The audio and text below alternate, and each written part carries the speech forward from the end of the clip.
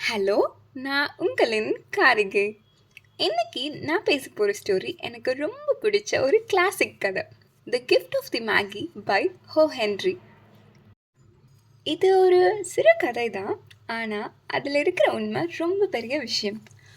Gym அப்புறம் Della ஒரு young married couple. அவங்க ஒரு ஏழ்மையான குடும்பத்தில் தான் வாழ்க்கையை ஆரம்பிக்கிறாங்க.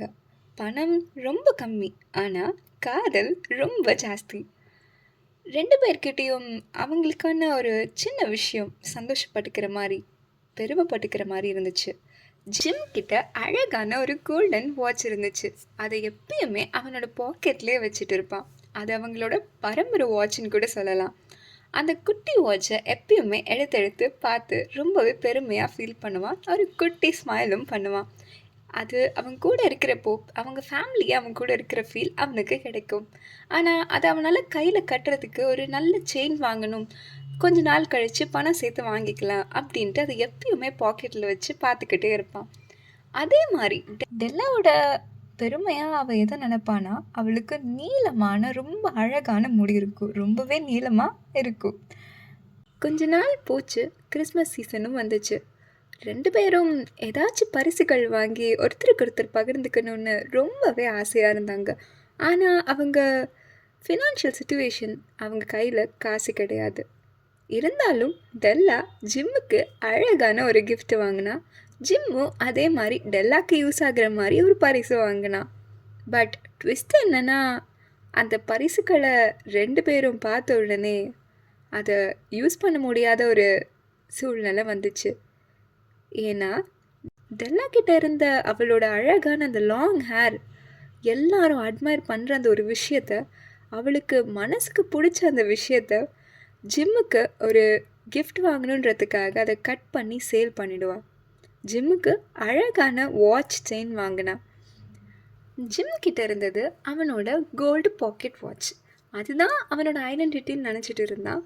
அவனும் அதை சேல் பண்ணிடுவான். டெல்லாக்கு அழகான ஒரு கோம் செட் வாங்குறதுக்காக, தலைக்கு தேவையான அலங்கார பொருட்கள், சீப்பு, இந்த மாதிரி லாங் ஹேருக்கு என்னென்ன தேவையோ அது வாங்குறதுக்காக அதை சேல் பண்ணிடுவான். கிறிஸ்மஸ் நைட் வந்துச்சு. 2 பேரும் அவங்களோட பரிசுகளை பகிர்ந்துக்கிட்டாங்க.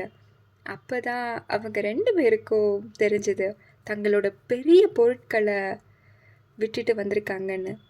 வாட்ச் இல்லை, ஆனால் செயின் இருக்குது. லாங் ஹேர் இல்லை, ஆனால் கோம்பு இருக்குது. அவங்க கொடுத்துக்கிட்டது பரிசு இல்லை, அவங்க கொடுத்தது அவங்க மனசுக்கு சமமான நேசிக்கிற ஒரு பகுதியை.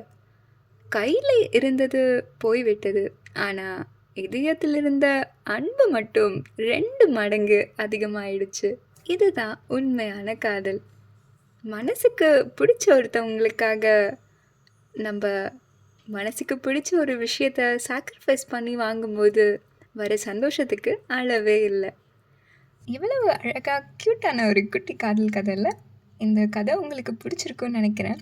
ஸோ எதை பற்றியும் யோசிக்காதீங்க, உங்கள் காதலை அன்பாக வெளிப்படுத்திக்கிட்டே இருங்க. காதலுக்கு அளவும் இல்லை, அதுக்கு எல்லையும் இல்லை. ஸோ அன்கண்டிஷ்னல் லவ்வை எக்ஸ்ப்ரெஸ் பண்ணிக்கிட்டே இருங்க. நீங்கள் காதலோட ஒரு விஷயம் செய்யணும்னு நினைக்கும் போது அது உண்மையானதாக இருக்கிற பட்சத்தில் கண்டிப்பாக இந்த பிரபஞ்சமே அதை உங்களுக்காக நடத்தி கொடுக்கும். ஓகேவா? எப்பயும் மறக்காமல் அழகான உங்கள் குட்டி ஸ்மைலோடு இருங்க. ஓகே, பாய்.